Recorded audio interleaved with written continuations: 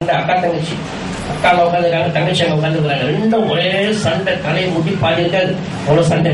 அன்னைக்கு பாஸ்டர் மெசேஜ்ல நீ கம்யூனியன் சர்வீஸ் மன்னிப்பு கேட்காம ஒருவர் என்ன செய்யக்கூடாது, கம்யூனியனை தொடக்கூடாது. ஒண்ணு அது மனசு கேட்கல. ஒண்ணு அக்கா போச்சு, நேரா போய் தங்கச்சி மூஞ்சில எனக்கு மன்னி, சரி போ போ அது மன்னிப்பா. அப்ப வெளியே மாட்டு சண்டை போடுவாங்க இல்லையா? மனதார உள்ளத்துக்குள்ளது மன்னிப்பு. கணவன் மனைவியை மன்னிக்கிறேன், சரி மாணி ஏதோ செஞ்சுட்ட, சரி திட்ட பரவாயில்ல, உடனே மன்னிச்சிடறேன். இன்னும் நான் மன்னிக்கிறது மாத்திரம் என்ன செய்வேன், அதை மறந்துடுறேன். நான் மனைவியை மன்னிக்கணும், சரி நான் மறந்துடுறேன், இனிமேல் யோசிக்க மாட்டேன். பிள்ளைங்க மாறணும், பெற்றோர்கள் மாறணும், அப்ப அந்த குடும்பம் நல்லா இருக்கணும். அடுத்து என்ன செய்யணுமா, பிசாசுக்கு இடம் கொடுக்கூடாது. பிசாசு குடும்பத்தை வந்து அவங்களுக்கு ஒரு சீட்டு போட்டு வைப்பாங்க. கணவன் மனைவிக்கு வீட்டுல ஒரு சேர் இருக்கிற மாதிரி பிசாசுக்கு ஒரு சேர் இருக்கும், அவங்க உட்காந்துக்குவாங்க. பிசாசுக்கு இடம் கொடாதுங்கள். எபேசியர் 4:27 வாசிங்க. எபேசியர் 4:27.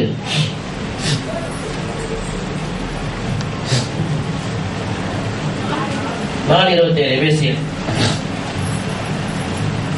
பிசாசுக்கு இடம் கொடாது, கொடாதிருங்கள். பிசாசுக்கு இடம் கொடுத்தா வாழ்க்கை நாசம் பண்ணிடுவான்.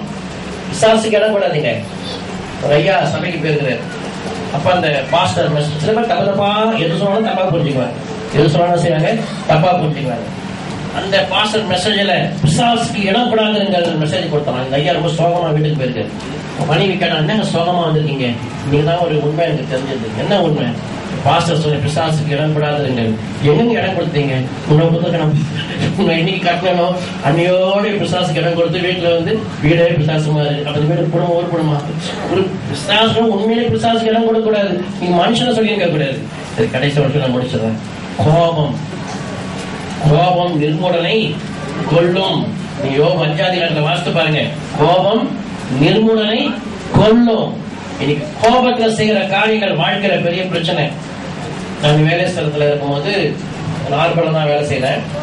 அந்த காலங்கள்ல வந்து ஹார்பர் வேலைக்கு வந்து நிறைய பேர் இல்லாதனால வெளியே போய் நின்று எல்லாரையும் கூப்பிடுவான். வேலைக்கு வரீங்களா, வேலைக்கு வரீங்களா, வேலைக்கு வரீங்களா, நிறைய பேர் கூப்பிடுவாங்க. அநேகர் போய் அதை செய்வாங்க, சில பேர் போக மாட்டாங்களாம். அது கஷ்டமான வேலைப்பா, இந்த முடியை தூக்கி நான் ஒருத்தரம் போனோம்பா, அதெல்லாம் போக முடியாது.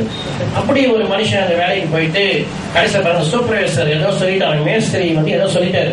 ஏன்பா இப்படி போடுறேன், நீ யாரையா என்ன கேட்கறதுக்கு சொல்லி இந்த வேலையை தூக்கி போட்டு வந்துட்டாரு. இவர் வந்த ஒரு 10 நாளைக்குள்ள பாத்தீங்கன்னா உள்ள வேலை செய்யற அத்தனை பேருக்கும் கவர்மெண்ட் ஆர்டர் வந்து பெர்மனன்ட் பண்ணிட்டாங்க. நல்ல ஸ்டைல சம்பளம். அவருக்கு ஷாக் ஆயிடுச்சு. ஐயோ, நான் மறுபடியும் போய் கெஞ்சிருக்கிறாரு. அங்க போன ஆர்டர் அங்கே வச்சாங்களா, சொல்ல முடியாது, ஒன்றும் பண்ண முடியாதுப்பா. கடைசியில் பார்த்தீங்கன்னா அவர் பெர்மனன்ட் ஆகி நல்ல கை நிறைய சம்பளம் வந்து நல்ல ஒரு பொசிஷனுக்கு வந்துட்டாங்க. அப்படி ஒரு கண்ணீரோட ஒரு ஆளாக போயிட்டாங்க. என் கூட தான் பேசினாரு. ஒரே ஒரு கோபத்துல போயான்னு சொல்லிட்டு வந்துட்டேன். எனக்கு அப்புறம் வந்தவங்களாம் இன்னைக்கு நான் ஃபோர்மேலா இருக்கிறோம், நல்ல சூப்பர்வைசர் லெவலில் இருக்கிறோம். நான் பாருங்க வெளியே ஒரு வேலையும் இல்லை, இப்ப எனக்கு சும்மா தான் இருக்கிறேன், வெளியே இருக்கிறேன். அப்ப அந்த கோபம் இதான் கொள்றது, கொண்டு போடும், வாழ்க்கையை கொள்ளும், நம்முடைய எதிர்காலத்தை கொள்ளும். அதுதான் கோபம் நிர்மூலனை கொள்ளும். சரி, இப்ப இந்த எல்லா காரியங்களும் நம்முடைய வாழ்க்கையில நிறைவேறணும் இருக்கிறோம்னு சொன்னா ஒரே ஒரு காரியம் தான் நம்ம செய்யணும். என்ன காரியம் தெரியுங்களா? கர்த்தருக்கு முதலிடம் கொடுங்க வாழ்க்கையில. நேரடியா குடும்பத்தை கர்த்தருக்கு தாங்க ஃபர்ஸ்ட் பிளேஸ். முதல் எதுனாலும் அவருக்கு தெரியாம செய்யக்கூடாது. முழங்கால் பட்டு கேளு. கணவன் மனைவி பிள்ளைங்க எல்லாம் முழங்கால் பண்ணிடுங்க. ராஜா, என் வாழ்க்கையில் இத்தனை போராட்டங்கள் இருக்குப்பா, நீங்க தான் பாதிக்கு செய்யணும். கர்த்தர் செய்வார். நேரடியா எந்த குடும்பத்தையும் கர்த்தர் புறமே தள்ளுகிறது இல்லை. அவரை நம்பி யார் வராங்களோ புறமே தள்ளுகிற தேவன் இல்லை. கர்த்தர் அவரை ஆசீர்வதிக்கிறவர். நேரடியா இன்னைக்கு முதலாவது தேவன் ராஜ்யத்தையும் நீதியும் தேடுங்கள், அப்பொழுது இவைகள் எல்லாம் உங்களுக்கு கூட கொடுக்கப்படும். ஆட் பண்ணிக்கொண்டே இருப்பார். நல்லா ஜெபிக்கிற ஒரு குடும்பமா இருக்கிறாங்க. குடும்பத்தை ஜெபிக்கிற காலை எழுந்த உடனே ஒரு காரியம் நான் யோசித்து பார்த்தேன். காலை எழுந்த உடனே என்ன கேட்போம்? எழுந்த கேட்போம், டீ நல்லது. என்ன டீ தெரியுங்களா? முட்டி. டீ முட்டி போடல, அப்புறம் அந்த டீயை குடி. இதான் யோசித்தேன். டீ கேட்கணுமா? அது முட்டி கரெக்டாகுது. முட்டி போட்டால் சூப்பர் டீயும் கிடைக்கும், வாழ்க்கையும் நல்லா இருக்கும். கரெக்டியா? எத்தனை மாதிரி ஒத்துக்கிறீங்க? எழுந்த உடனே என்ன செய்றீங்களோ முகத்தை நல்லா கழுவிட்டு நல்லா பைபிளை, நான் முட்டி போட்டு பைபிள் வாசிங்க. நான் அப்படிதான் தொடங்கிக்கிறேன். முட்டி போட்டு பைபிள் ஃபுல்லா வாசின்னு ஆசைப்படுறேன். ஜார்ஜ் முல்லர் அப்படின்னு சொல்லி 100 முறை முட்டி போட்டு வாசித்தோம். சரிங்களா? பைபிள் எத்தனை முறை முட்டி போட்டு வாசிக்கிறாரு? 100 முறை முட்டி போட்டு வாசிச்சாரு. 100 முறை உட்கார்ந்து நடந்து கொண்டு வாசித்தோம். முழங்கால் படிக்கிட்டு அந்த வேதத்தை வாசிக்கிறது சிறப்பே தனி தெரியுங்களா, மரியாதையே தனி, அபிஷேகமே தனிங்க. நல்லா முழங்கால் படிட்டு பாருங்க, வேதத்தை வாசிக்க, 2 கைகளை உயர்த்தி ஜெபம் பண்ணுங்க, உங்க வாழ்க்கை மதுரமா இருக்கும். இல்லையா? நல்ல காலை முதல்ல தேவனுக்கு கொடுங்க. ஃபர்ஸ்ட் குரல் தேவனுக்கு கொடுத்துருங்க, ஃபர்ஸ்ட் நிமிஷம் தேவனுக்கு கொடுத்துருங்க. அந்த நாள் முழுவதும் உங்க வாழ்க்கை நறுமணமா இருக்கும், எந்த பிரச்சனையும் வராதுங்க. விசுவாசம் போடுவோம், அடுத்த நிமிஷம் கத்திர விடல கொடுப்பாரு. இல்லையா? பிரச்சனை அப்படியே ஸ்டார்ட் ஆகிற மாதிரி இருக்கும். அதை சொன்னாரு, எங்க வீட்டுல பிரச்சனை வரும்போது நான் உடனே ABCDEFGH சொல்லி நான் சொல்ல ஆரம்பிச்சேன். அதுக்கு அடி வரும். நான் பாட்டு கத்திங்க ABCD சொல்லி குழந்தையா நீ அது சொன்னது ABCD என்ன சொல்லுங்க, வசனம் சொல்லுங்க, ஜபம் பண்ணுங்க, சொன்னாக்கா கோவத்தை அடக்கு எல்லாம் அடிச்சு கிடிச்சு முடிச்ச பிறகு அப்புறம் கோவத்தை அடக்குன்னு கேட்க முடியாது. முதலே கேட்டணும் கோவத்தை. அப்பா பிரச்சனை வருது, கோவத்தை அடக்க முடியும். கோவத்தை அடக்குவார் கோவத்தை. ஹல்லேலூயா.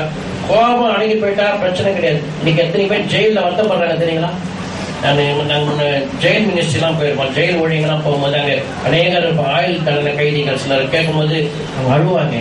ஒரு செகண்ட் கோபத்துல என் மனைவியை கொலை பண்ணிட்டேங்க, இன்னைக்கு என் மனைவியை நினைச்சு அழுது கொண்டே இருக்கிறேன். என் பிள்ளைகளை கொலை பண்ணிட்டேன், இன்னைக்கு என் பிள்ளைங்களை நினைச்சு அழுது கொண்டிருக்கேன். நினைச்சு நீங்க பேப்பர்ல வாசித்தீங்களோ தெரியல, கொஞ்ச நாளைக்கு மேல கூட பேப்பர்ல பாத்துக்கலாம். பெற்ற குழந்தைய கீழே வச்சிருக்காங்க, கணவன் மனைவிக்குள்ள சின்ன பிரச்சனை, அப்பாவுக்கு கோவம் வந்துருச்சு, மனைவி மேல இருக்கிற ஆத்தத்துல இந்த பிள்ளைய காலை பிடிச்சிட்டு டம்மு வச்சு துணி துவைக்கிற மாதிரி பிள்ளை அப்படி மண்டல் செத்து போச்சு. என்ன பிரயோஜனம்? அப்புறம் அழுது என்ன பிரயோஜனம்? ஜெயில் இருக்கிறாரு. அந்த கோபம் அதான் நிர்மூலனை கொண்டு போடும். நீ முதலோட தேவனுக்கு கொடுங்க, தேவன் எல்லா காரியங்களும் ஜெயத்தை கொடுப்பார். குடும்பம் நறுமணமா இருக்கும், குடும்பம் சந்தோஷம்.